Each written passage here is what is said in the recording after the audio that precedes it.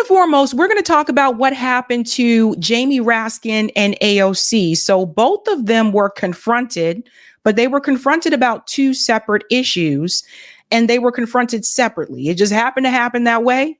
It just happened to happen.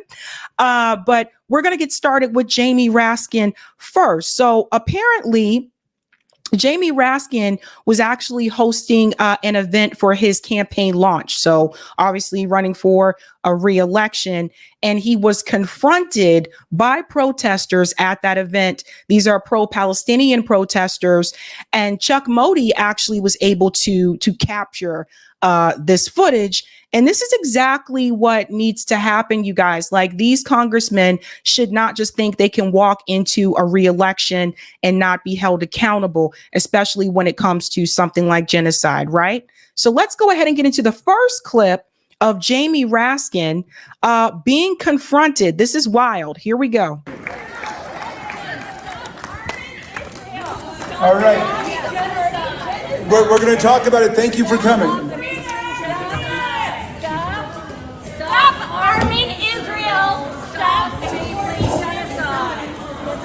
All right.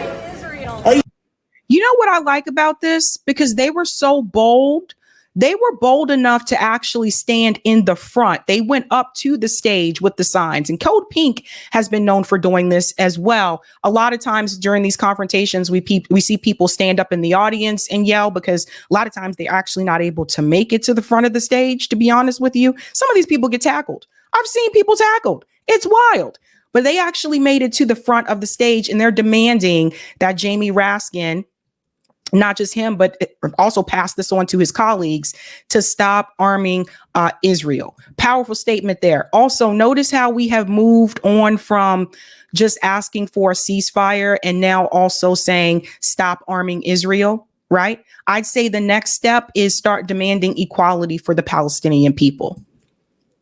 You guys psyched to be here for the 2024 election?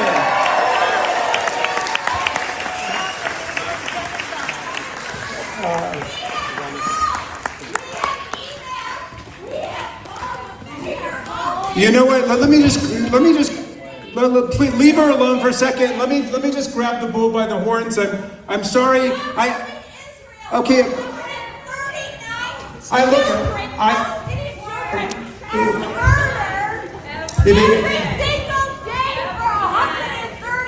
Do you think? Pause here for just a second, because I want you to take a look at the crowd, because I think that this is hold on. This is important. Oh, hold on, let me come back. Right about here. Take a look at the crowd, ladies and gentlemen. See, once again, a lot of times at these events, you'll notice a lot of the volunteers are younger, right? The volunteers are over here next to the table. They tend to be younger. But the people who are actually donating, the people that are actually the ones keeping these politicians in positions of power, tend to be older voters, more so the boomer and silent generation, and they usually tend to be older white people. We talked about this before with Marcel Dixon in reference to why people keep voting for Jim Clyburn. And I said, well, why do Black people continue to vote for Jim Clyburn? And Marcel Dixon informed me it's not the Black voters. Most of the Black voters are staying home. It's the white liberals that are continuing to support Jim Clyburn. So you see, this is the demographic that a lot of the politicians are going after.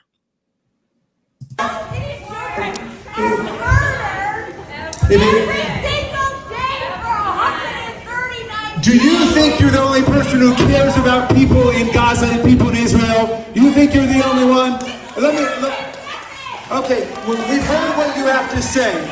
We've heard what you have to say. Let me say this.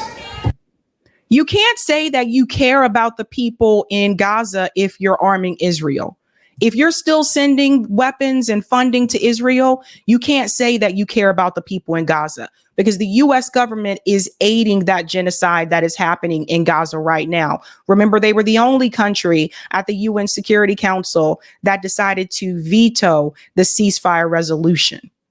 So it is us. It is the United States government. You obviously have no idea what I've been doing in the Congress of the United States. You obviously have no idea. Let me start with that. Number two. Okay, so that is the first clip. So he's saying that they have no idea what he does in Congress. I think they do. I think that's why they're there. And there's another clip. Again, shout out to Chuck Modi for capturing this. This is part 2, where he says, you just came to yell at people. And I don't recognize you. You've never come to see me. You just came to disrupt a progressive gathering of true blue Democrats. And you're part of the problem now. So you guys see what's happening? Let me finish. You're not part of the solution. And I don't recognize you. You've never come to see me. You just came to. I don't recognize you. You never came to see me. So first of all, it should be the other way around. The politician is supposed to go out and socialize and talk to their constituents. Why do the constituents have to come to him? Especially considering that he's in DC, how many days a week? Probably Monday through Friday, or maybe they go home on Friday. So he's in DC at least 4 days a week. So how many opportunities do they have to actually get to come to you at your office? And then they have to get through your staff just to have a meeting with you. Even if you call, I know this, we all go through this with all of our representatives, and we're trying to actually get in touch with them. So why is it on the constituents to get in touch with you instead of you leaving your desk and going out into the community and talking to the constituents, not just the ones who are donating to your campaign? And then this part. Disrupt a progressive gathering of true blue Democrats. Okay, a progressive gathering of true blue Democrats. Notice how everybody can just use this term progressive now? Now, all of a sudden, the Democratic Party, you just say the word Democrat, and now all of a sudden you can use the word progressive. So do you see how the progressive movement has been co-opted by the Democratic Party? Especially anytime someone like Jim Clyburn can be a part of the Progressive Caucus. That movement has been completely co-opted by the Democratic Party. See how that works? And you're part of the problem now. You're not part of the solution. They're part of the problem, not a part of the solution. How are they a part of the problem when they're not the ones that are voting on these bills? They're not the ones writing legislation. But you, Jamie Raskin, are. You are the representative. You're supposed to represent the will of the people. When you do not represent the will of the people, they have every right to protest against you. They have every right to confront you. They have every right to show up at your campaign launch and voice the problems that they have with the way that you have operated in Congress. They have every right to do that. So that's Jamie Raskin. But there's more. Because AOC, we'll get to her in a second. Let's see the video of the other protester. One of the protesters spoke with Chuck Modi and said why she was protesting. And I believe she is Jewish, by the way. I want you to hear what she has to say. Growing up, I and all of us who are Jews in America were taught never again. And to me, never again means never again for anyone. As Jews, we should be fighting more than ever to make sure that genocide never happens again to anyone, no matter who is perpetrating it.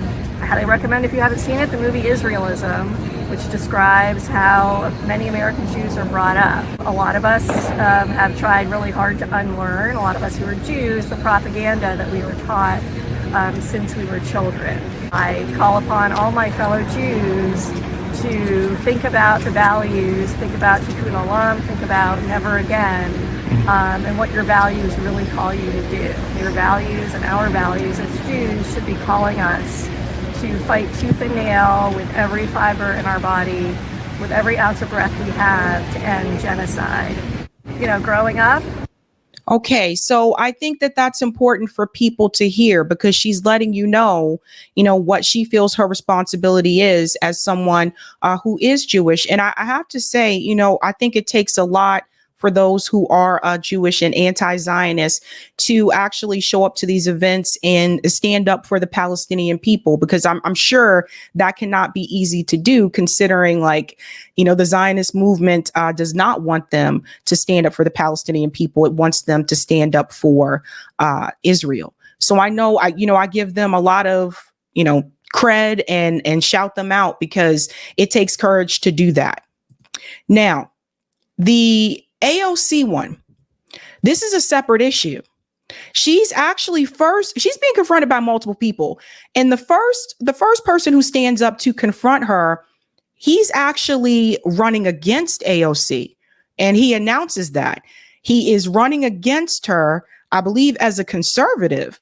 But there's a couple of people that are going to stand up here. It's kind of wild, right? But this particular issue is about the will of the people in New York City and how they feel that people like AOC have taken them for granted, and instead they're giving more benefits to the migrants that came across the border. So a lot of people have been forcing their frustration about that. So this is a different issue. This is about the migrant issue in New York City. And I do want to remind you that Eric Adams actually has reached out to President Biden multiple times for help with this issue, because he said, we're running out of resources, we're running out of space.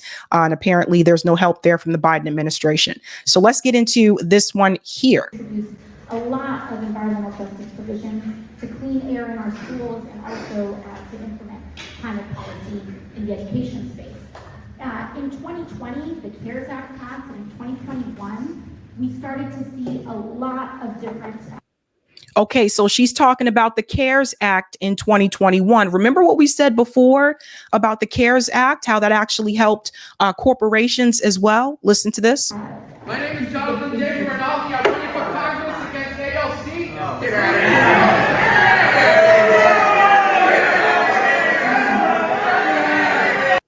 So this guy said he's running for Congress against her.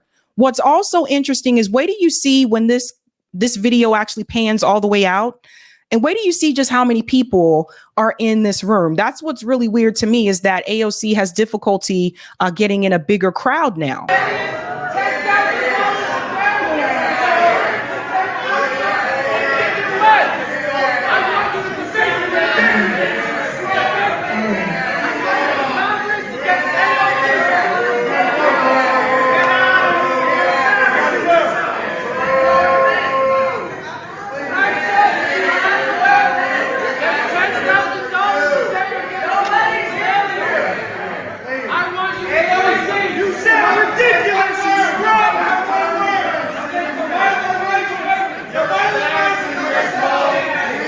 Just to show you here, see how many empty seats?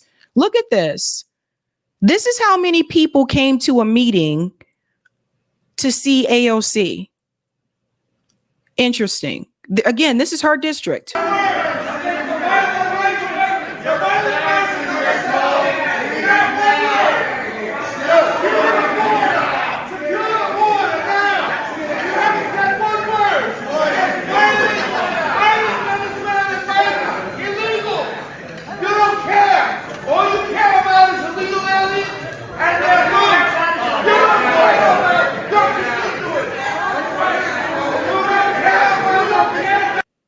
Okay, so what's interesting about this statement from that gentleman is he told her that she doesn't care about, I guess, her constituents. The only people that she cares about are the migrants that have come into New York City.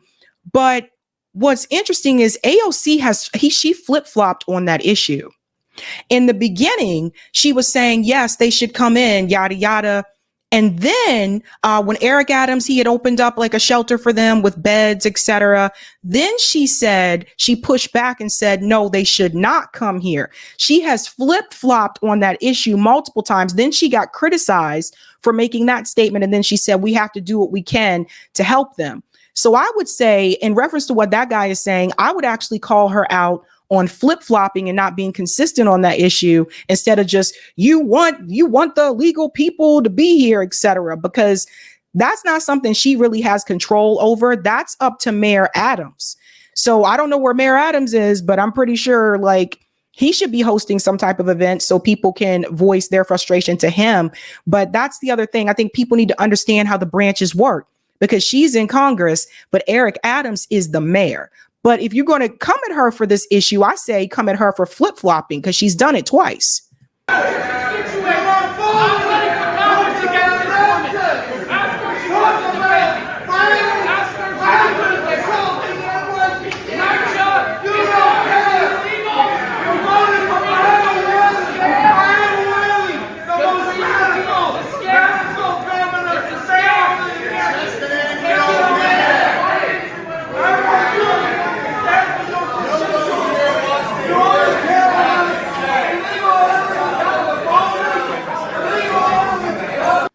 So you notice something else, guys, when I zoom out right here, a lot of the people in this meeting are the press.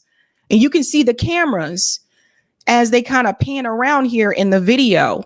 So it's like AOC's constituents don't even really, they're not like jumping up and down to come and see her as much as they were before when she first entered Congress.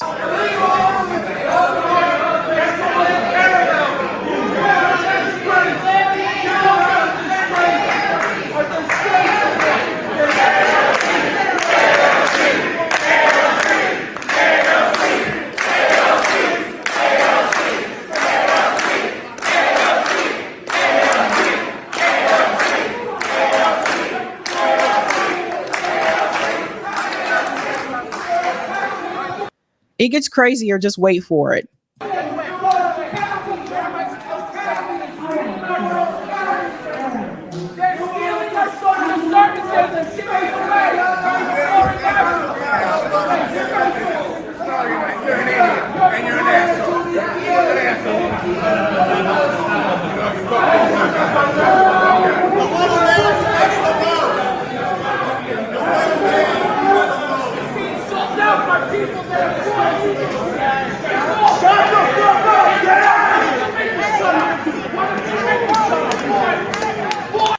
Welcome to New York, ladies and gentlemen. That guy said, why don't you make me shut up? Welcome to the Bronx. You only represent the illegal aliens in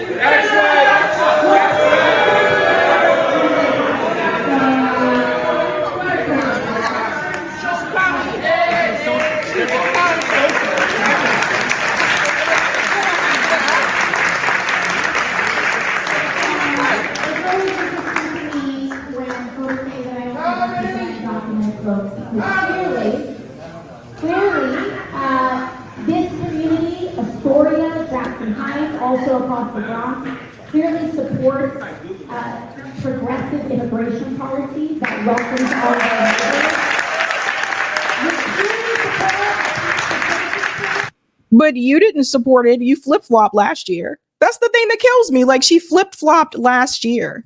We clearly support anti-Draconian immigration policies, and that is why you all, and I am forever grateful and indebted to this community for supporting my representation of our community in Congress, because we have had enough.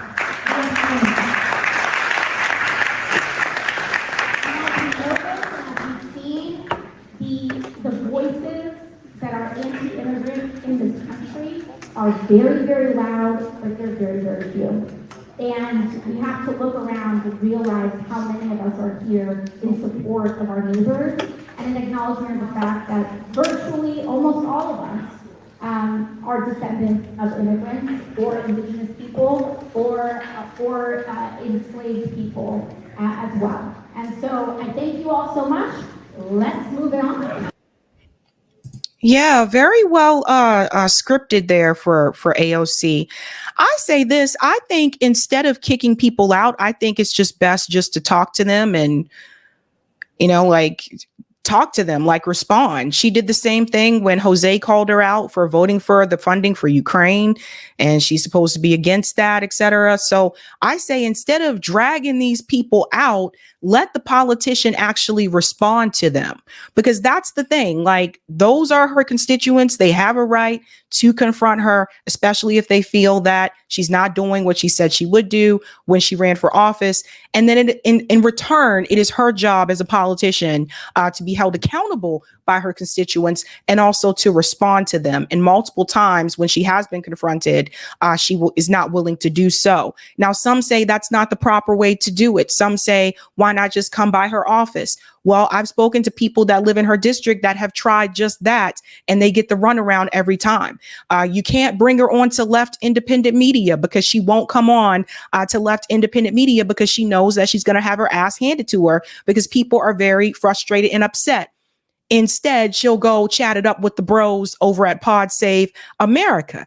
So you have to understand, like, what are people supposed to do if they've tried every other option, and she is purposely making it so that she doesn't have to be confronted by them? And here's the other thing. When we look at her favorability rating, this is interesting. Favorability rating of Congresswoman AOC among U.S. adults as of March 2023. So this was the most recent one that I could find. And I thought you'd find this interesting. Only 16% say they have, it's very favorable. 21% say somewhat favorable. 10% say somewhat unfavorable.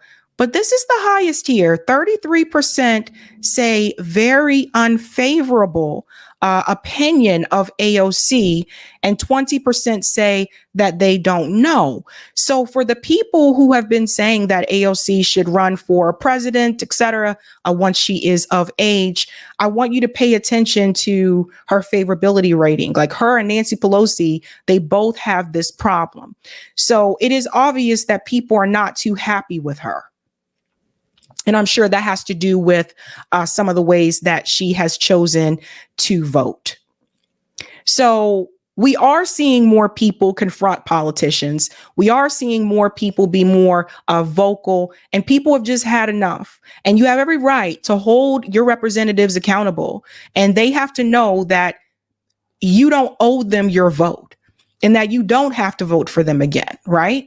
But they also have to know that they have a duty to represent their constituents, which they have not been doing. And if you are a candidate that ran a grassroots campaign, you really can't use the excuse of, I took money from Big Pharma, or I took money from the Israeli lobby, so that's why, that's who I actually work for. So AOC can't say that because she ran a grassroots campaign. So what is actually happening, though, is that the party that she went into is very much corporate, not grassroots for the most part, and they do answer to those entities. So that is really important for people to grasp.